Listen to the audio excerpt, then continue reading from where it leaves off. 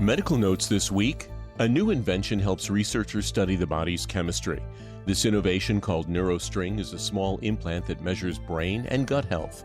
The probe, which is described in Nature, detects levels of serotonin and dopamine in the enteric nervous system. This non-invasive technique has the potential to detect chemical imbalances that cause various health conditions such as depression or Parkinson's disease.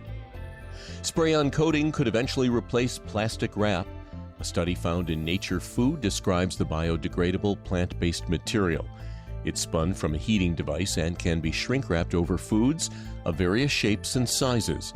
Compared to plastic wrap, which is petroleum-based, the coating is more sustainable and non-toxic. It also prevents food spoilage and can be easily rinsed off with water. How to stay cool while lowering your energy bill.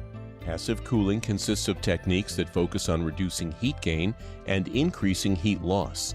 These strategies, which are described in the journal Applied Energy, include opening windows at night and using blinds to intercept direct sunlight. Since most buildings are designed to keep heat in, these techniques can be a lifeline, especially for those without air conditioning. And for people with AC, reducing usage keeps the bills down and lowers the risk of a power outage. And finally, women in science don't always get credit for their work. A study published in Nature found that women are 13% less likely to get named as authors on their work compared to their male counterparts. Administrative data from universities show that many women who participate in research are not credited when the final paper comes out. And when looking at patent applications, the gap increases to 59%.